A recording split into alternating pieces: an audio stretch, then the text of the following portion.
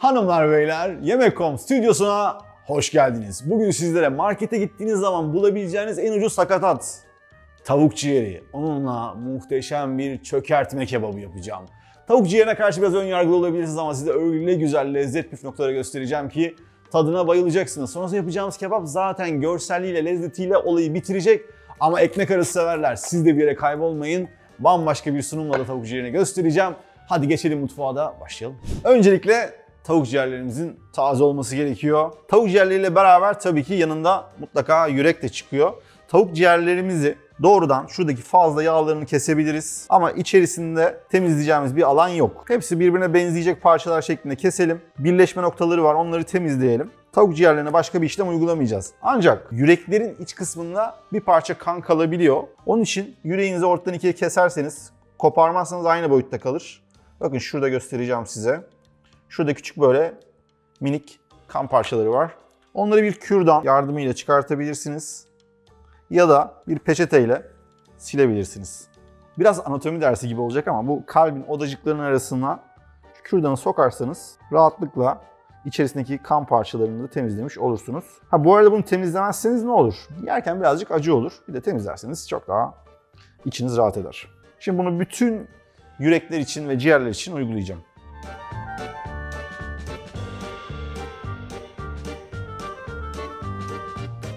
Son parçalarımızı temizledik. Temizleme işlemi birazcık meşakkatli, kabul ediyorum ama buna değer. Soru gelecek. Şefim, şimdi bunları yıkayacak mıyız? Güzel temizledik. Güzelce peçeteyle içini dışına aldık ama yıkamayacağız. Yıkarsak bunun içerisindeki dokulara su doğruca nüfuz edecek. Sonrasında unladığımız zaman üzeri çok fazla yumuşayacak ve kızarttığımız zaman da istediğimiz çıtırlığı vermeyecek. Benim içime sinmez, ben mutlaka yıkayacağım diyorsanız da soğuk suda yıkayacaksınız. Bol su yıkadıktan sonra hemen süzeceksiniz. Önce kurutacaksınız, sonra bu marinasyonu yapacaksınız. Şimdi içerisine yaklaşık 1 çay kaşığı kadar tuzumuz var. 1 çay kaşığı toz kırmızı biber, karabiber. Bunu bu arada bütün sakatatlara uygulayabilirsiniz. Özellikle sakatatın lezzetini birazcık kendisine yakın bulmayanlar bu sarımsaklı karışımdan faydalanabilirler. 2 diş sarımsak ekliyorum. Dilerseniz 3 de ekleyebilirsiniz, 5 de ekleyebilirsiniz. Ne kadar çok sarımsak o kadar koku aşağı gider. Karıştırıyoruz. Çok fazla ezmiyoruz. Şöyle bir harmanlıyoruz. Baharatların, sarımsağın ciğerlere değmesini sağlıyoruz. Şimdi bunun ağzını kapatacağım. En az yarım saat, maksimum, bakın burası da çok önemli, en fazla tutabileceğiniz sürede 4 saat. Çünkü sakatat çok yumuşak olduğu için İçerisine koyduğumuz sarımsağın asidi onu fazlasıyla çürütecektir. O da daha sonrasında yerken biraz fazla yumuşaklığa neden olur. Birazcık dokusunun sert olması gerekiyor. Yarım saatle 1 saat arasında beklemesi yeterli. Yani bu tarifi yapmaya karar verirseniz ilk önce bunu yaparsınız, dolaba atarsınız, sonra benim gibi patateslerinizle ilgilenebilirsiniz. Şimdi bunlar dolaba. Ciğerlerden sonra bir önemli konumuz da patates. Çok ince rendeleyebilirsiniz. Bıçakla kesebilirsiniz. Sebze soyucudan geçirip daha da ince kıyabilirsiniz. Nasıl arzu ediyorsanız. Patatesi size bırakıyorum. Ben bıçakla ince ince kibrit doğrayacağım. Olabildiğince ince dilimler keseceğiz. Önce alttan şöyle bir parça kesin. Sonrasında patatesiniz artık sabit bir patates haline gelecek. Böylelikle gastronomi 101 bilgilerimize de devam ediyoruz. Şimdi yine buradan ince ince kibritler keseceğiz. Yani diğer adı jülyen. Neymiş jülyen? İşte buymuş. Şimdi buna tekrar suyu alacağız. Ve tüm patatesler için aynı işlem.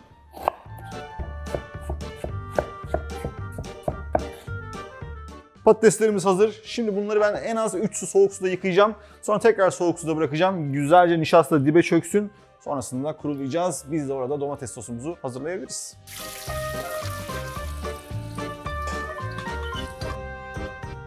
1 kilo yakın domatesimiz var. Hemen rendeleyeceğiz.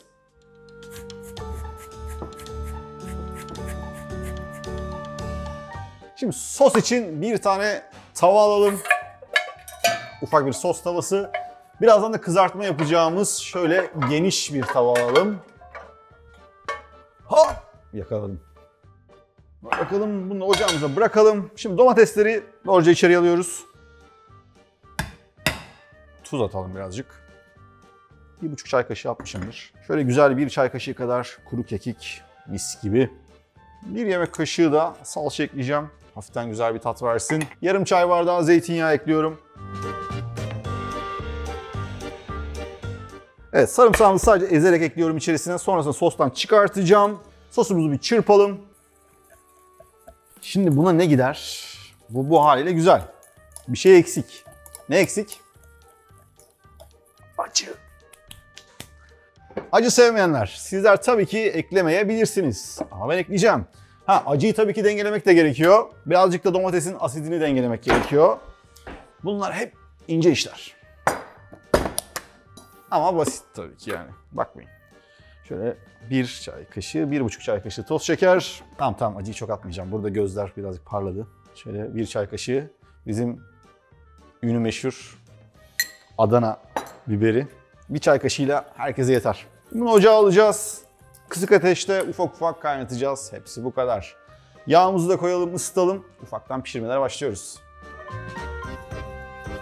Patates kurutma üretim bandım hazır. Normalde tabii ki doğruca süzüp bir mutfak beziyle de kurulayabilirsiniz ama sebze kurutucudan da bir kere geçirirseniz çok daha iyi kuruyacaktır. Şimdi birinci püf noktası.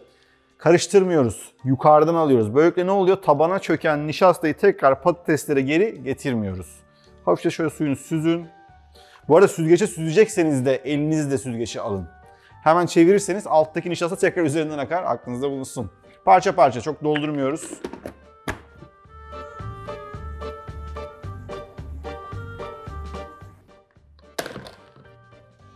Epey bir su çıkardık. Sonrasında tekrar havluya alıyoruz. Güzelce kurusunlar. Ve tüm patatesler için aynı işlem. Yukarıdan aldık, süzdürdük. Sebze kurutucuya. Sonrasında merkez kaç. Sosumuz neredeyse kaynamaya başladı.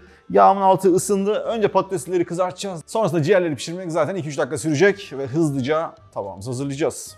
Patatesler kurudular. Şimdi yağımız ısınmış mı diye bir kontrol edelim. Şöyle bir tanesini daldıralım. Ses muazzam.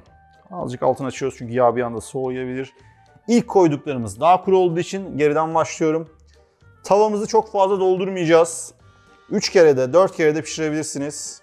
Ne kadar yağ koydum derseniz yaklaşık burada 3 su bardağı kadar da sıvı yağ var. Ne kadar geniş olursa daha az yağla pişirme ihtimaliniz de artıyor.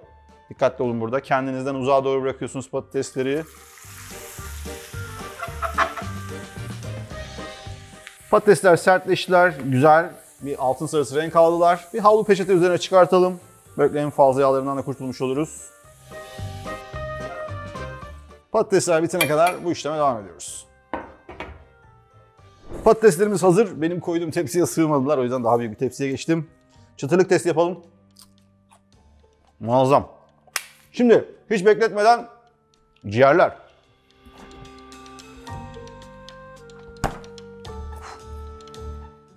Şimdi size muhteşem bir ciğer unlama taktiği göstereceğim.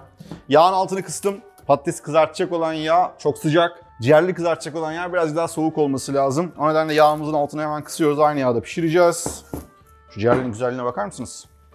İhtiyacımız olan şey buzdolabı poşeti ya da herhangi bir poşet. Neden? Çok fazla buna ihtiyacımız yok. Hemen içerisine 3 yemek kaşığı kadar un. Unun içerisine koyuyoruz. Tuz. Tuz önemli. Unumuz hazır. Ciğerleri hemen içerisine alıyorum. Fazla bekletmeden hızlıca unlayalım. Ellerim biraz kirli. Hızlıca unladık. Bir süzgeç ya da böyle bir tel yardımıyla hemen fazla unumuzu süzüyoruz.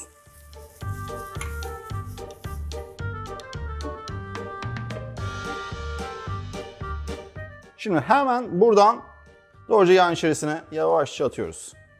Fazla unu silkelemeyi unutmayın. Çok fazla doldurmuyoruz tavayı. Hemen ters düz edelim.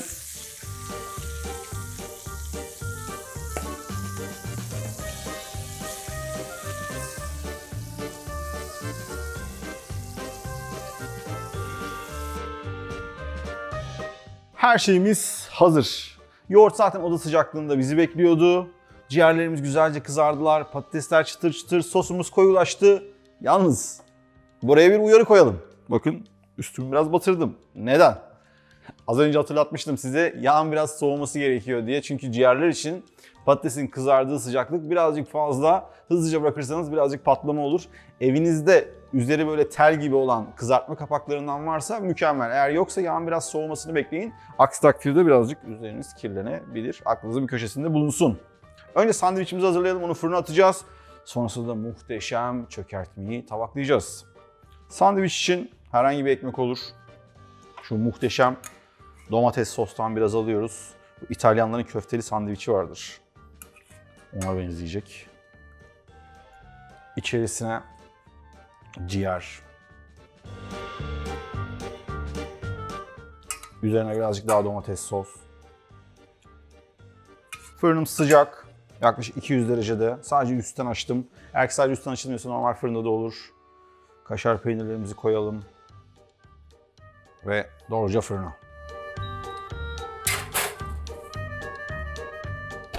Şimdi kendime bir porsiyon çökertme hazırlayayım. Bakın patatesler o kadar güzel kızardılar ki çıtır çıtırlar. Dolu dolu patates. Patateslerimizi yerleştirdik. Oda sıcaklığında içerisinde sadece bir diş ezilmiş sarımsak ve tuz var. Başka hiçbir şey yok.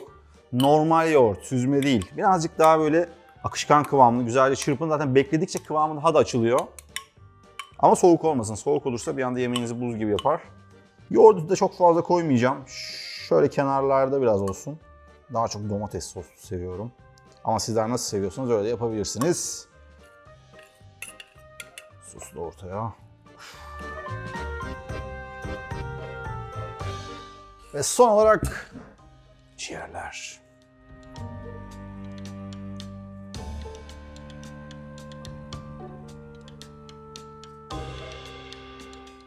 Birkaç parça da maydanoz attık mı? Tavuk ciğerli çökertmemiz hazır. Fırında sandviç de pişti. Onu da çıkartalım.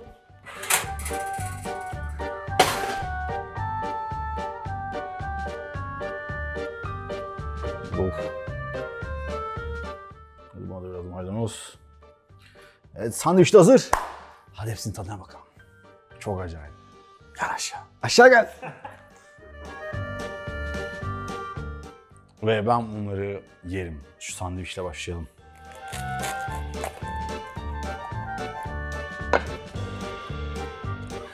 Şunun güzelliğine bakar mısınız ya?